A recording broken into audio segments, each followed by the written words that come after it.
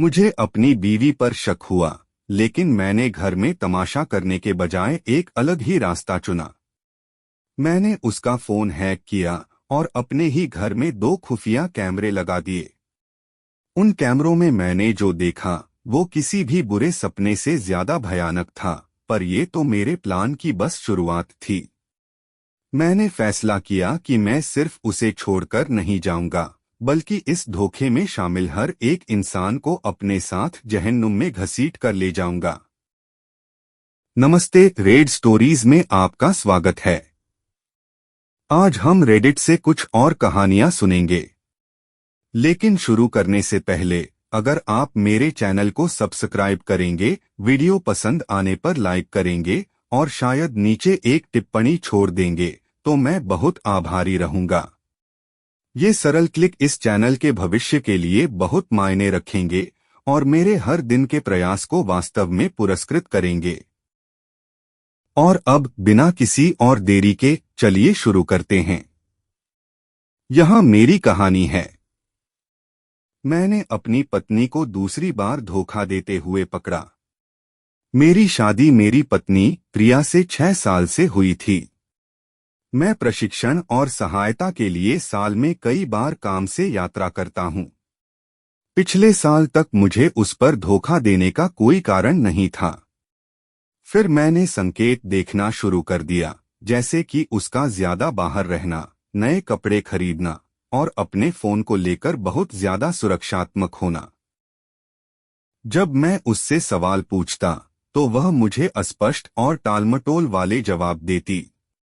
साथ ही हमारी यौन जिंदगी भी पहले जैसी नहीं रही थी। मैंने उससे कुछ बार बात की और उसने मुझे विश्वास दिलाया कि हम ठीक हैं और वह सिर्फ खुद को बेहतर बनाने पर ध्यान दे रही है। फिर भी संतुष्ट न होकर मैंने उसके आईफोन को अपने आईपैड पर क्लोन कर लिया और मैं उसके टेक्स्ट और ईमेल पढ़ सका, जिसमें वे भी शामिल थे जिन्हें उसने हटाने की कोशिश की थी। यह मेरी सोच से कहीं ज्यादा बुरा था। वह कई लोगों से बात कर रही थी और उनमें से ज्यादातर के साथ सो चुकी थी। मैंने हर चीज के स्क्रीनशॉट ले लिए, जिसमें उन तस्वीरों का भी समावेश था जो उन्होंने एक दूसरे को भेजी थीं। जब मैं काम से शहर से बाहर होता था तो वह उनसे हमारे घर पर मिलती थी। मैंने पूरा दिन काम पर सब कुछ फिर से पढ़ते हुए और उसे समझने की कोशिश करते हुए बिताया। उस महीने मेरी एक और यात्रा की योजना थी और मैं बस यही सोच सकता था कि मेरे जाने के बाद क्या होगा। अगले दिन मैंने उससे सामना करने की योजना बनाई, लेकिन मैं और सबूत चाहता था ताकि वह इससे इनकार न कर सके और यह न कह सके कि मैं भ्रम में हूं।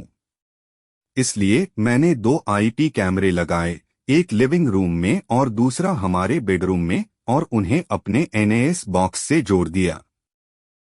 जब मैं अपनी यात्रा से वापस आया तो मेरे पास उम्मीद से ज्यादा कुछ था।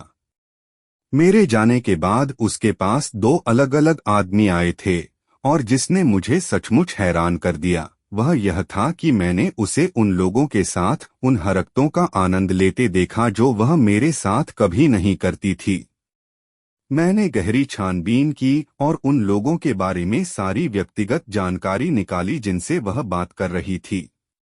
वीडियो में दोनों आदमी शादीशुदा हैं। एक तो हमारे मंदिर में एक सम्मानित सदस्य भी है। एक हफ्ते बाद मेरी एक और यात्रा थी और मुझे एक तीसरे आदमी के साथ और वीडियो मिले। मैं लगभग 3 हफ्ते तक घर पर था और उस पर कड़ी नजर रखी, उसके साथ कामों पर जाने के लिए स्वयं सेवा करना और इस तरह की चीजें। फिर मैंने उससे कहा कि मुझे पुणे जाना है, लेकिन केवल 2 से 3 रातों के लिए ही जाऊंगा। निश्चित रूप से उसने मेरे जाने के दौरान एक मुलाकात तय कर ली। इसलिए मैंने हवाई अड्डे की झूठी यात्रा की और एक स्थानीय होटल में रुक गया, इस योजना के साथ कि उसके प्रेमी के आने से 20 मिनट पहले घर पहुंच जाऊंगा। मैं घर पहुंचा और अंदर जाकर उसे तैयार होते हुए पाया। वह हैरान थी, यह कहना कम होगा। मैंने उसे वीडियो दिखाए और कहा कि मैं सब कुछ जानता हूं और हमारा रिश्ता खत्म हो गया है।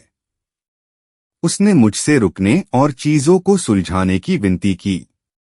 उसने बदलने का वादा किया और कहा कि वह बहुत शर्मिंदा है। मैंने उससे कहा कि उसे उन सभी लोगों से संपर्क तोड़ना होगा जिनके साथ वह जुड़ी थी, और अगर ऐसा कुछ फिर हुआ तो मैं चला जाऊंगा। मैंने कहा कि उसे एक सूची बनानी होगी कि वह किसके साथ और कब सोई थी। अगर वह पूरी तरह से ईमानदार नहीं होती तो मुझे पता चल जाता और हमारा रिश्ता खत्म हो जाता। हमें यह जानने के लिए युगल परामर्श के लिए भी जाना था कि उसने धोखा क्यों दिया। इस बीच मैंने उसके 3 प्रेमियों से व्यक्तिगत रूप से संपर्क किया और उनमें से प्रत्येक को उनकी विशेषता वाला एक छोटा वीडियो क्लिप दिखाया। मैंने कहा कि उन्हें मेरी पत्नी से हर तरह का संपर्क तोड़ना होगा, यहाँ तक कि एक टेक्स्ट या कॉल भी नहीं। मुझे पता चल जाता और मैं उन क्लिप्स और टेक्स्ट संदेशों को उनके परिवारों, दोस्तों और सहकर्मियों को भेज देता। हमने थेरेपी की और लगभग 1 साल तक चीजें बेहतर रहीं। एक बात जो मैंने उसे कभी नहीं बताई वह यह थी कि मुझे कैसे पता चला, और यह कि मैं अभी भी उसके टेक्स्ट और ईमेल पढ़ सकता हूं। भरोसा करो लेकिन जांच करो। उसने एक आदमी के साथ बातचीत शुरू की, नग्न तस्वीरें भेजीं और अश्लील बातें की। पहला आदमी जिसके साथ उसने संबंध बनाए वह वही था जिसे मैंने रिकॉर्डिंग में पकड़ा था। मैंने आज सुबह सभी पत्नियों को जानकारी भेज दी और कुछ ही मिनटों में उनमें से एक का फोन आया। उसने बहुत सारे सवाल पूछे और कहा कि उसे पहले से ही उस पर शक था, लेकिन वह कभी साबित नहीं कर पाई। उसने मुझे वह सबूत देने के लिए धन्यवाद दिया जिसकी उसे जरूरत थी। सबसे नए प्रेमी को उसके घर से निकाल दिया गया और उस पर घरेलू हिंसा का आरोप लगा। उसने मुझे अपनी भड़ास निकालने के लिए फोन किया और कुछ धमकियां भी दीं। एक पाठक ने टिप्पणी की, इतना सब होने के बाद भी आपकी होने वाली पूर्व पत्नी अभी भी अपने प्रेमी का भला सोच रही है। मैंने जवाब दिया, नहीं। जब वह मुझसे रुकने और दया की भीख मांग रही थी तो वह अपने लिए मांग रही थी। उसे एहसास हो गया था कि मैं वही करूंगा जो मैंने कहा था, और वह नहीं चाहती थी कि उसके दोस्त और परिवार सारे सबूत देखें। उसके प्रेमी का तो पहले ही भंडाफोड़ हो चुका था और उसे उसके घर से निकाल दिया गया था। एक और टिप्पणी थी, सभी प्रेमियों की पत्नियों को पहले ही सूचित कर दिया गया है, साथ ही उनसे जुड़े अन्य लोगों को भी, जिसमें हमारे मंदिर के कुछ प्रमुख सदस्य भी शामिल हैं। प्रिया के 48 घंटे बीत चुके हैं और मैं धीरे धीरे अपने दोस्तों और परिवार को सच्चाई बताना शुरू करूंगा। मैंने कल रात उसकी सबसे अच्छी सहेली को बाहर देखा और उससे पूछा कि उसने मुझे प्रिया के मामलों के बारे में कुछ क्यों नहीं बताया। उसने किसी भी जानकारी से इनकार किया और मैंने उसके पति से पूछा कि क्या वह जानता है, तो उसने भी इनकार कर दिया। इसलिए मैंने प्रिया और उसकी सहेली के बीच हुए ईमेल उसके पति को भेज दिए, जिसमें उसकी पत्नी प्रिया की बेवफाई से जलती भी थी और उसका समर्थन भी कर रही थी। एक पाठक ने पूछा कि मैंने फोन कैसे क्लोन किया।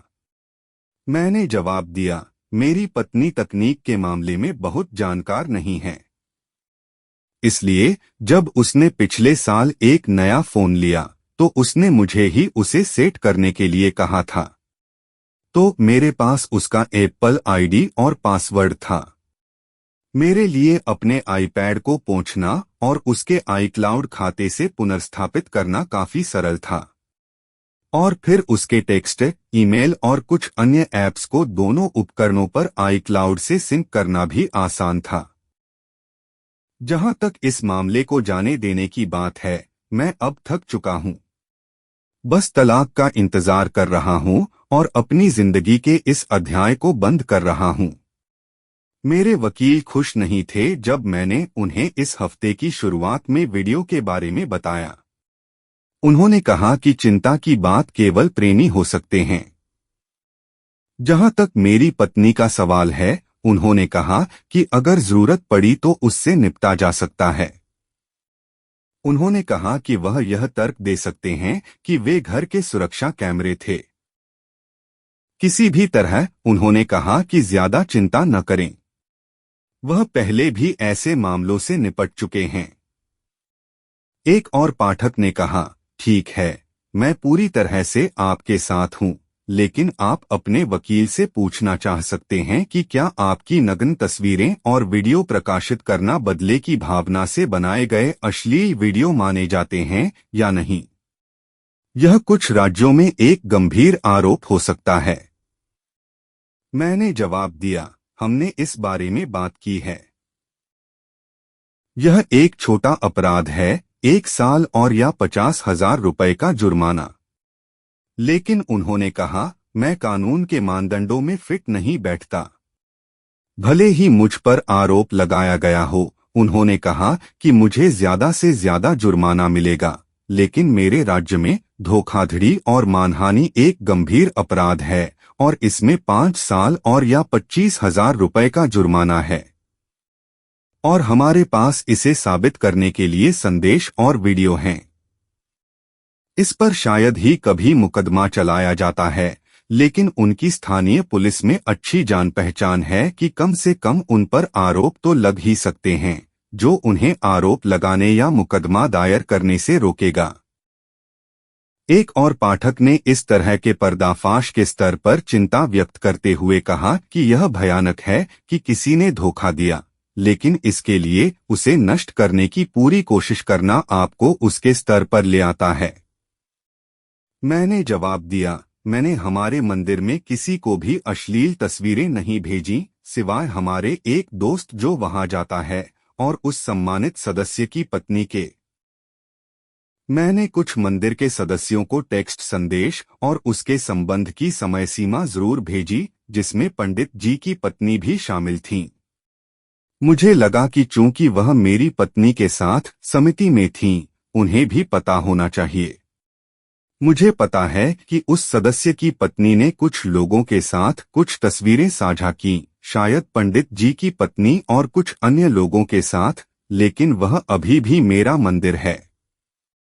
सच है, मेरी अपनी भविष्य की पूर्व पत्नी के साथ अपनी जिंदगी का और समय बर्बाद करने की कोई इच्छा नहीं है। उसने मेरी जिंदगी को नष्ट कर दिया, एक बार नहीं बल्कि 2 बार, और कम से कम 2 साल तक मेरे मुंह पर झूठ बोला।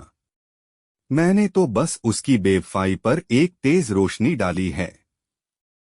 मैंने कुछ भी नहीं बनाया और न ही किसी तथ्य को बढ़ा चढ़ाकर पेश किया। अपनी जिंदगी को नष्ट करने की एकमात्र दोषी वह खुद है। मैं उसे हमारे तलाक को मेरी गलती बताकर कहानी को मोड़ने नहीं दूंगा। एक समय था जब दुनिया में शादी के वचनों का कुछ मतलब होता था और शादीशुदा जोड़े एक दूसरे के प्रति वफादार रहते थे। सब कुछ सार्वजनिक करने का मतलब है तलाक के कारणों के बारे में कहानी को नियंत्रित करना और अपनी पत्नी को मुझे बुरे आदमी के रूप में चित्रित करने से रोकना। एक समय था जब मैं उससे प्यार करता था, लेकिन उसने जो दर्द दिया, उसने उस भावना को खत्म कर दिया। मैंने जो भी विवरण फैलाए, उनमें से किसी को भी न तो बनाया और न ही बढ़ा चढ़ाकर पेश किया। इसलिए अगर वह अपने किए गए फैसलों को जानकर अपमानित महसूस करती है, तो शायद उसे बेहतर फैसले करने चाहिए थे। जहां तक उन अन्य लोगों को बताने की बात है जिनके साथ धोखा हुआ है, वे सच्चाई जानने के हकदार हैं, और यह भी कि उनके स्वास्थ्य को खतरा हो सकता है या उनका साथी एक व्यभिचारिणी के साथ सो रहा था।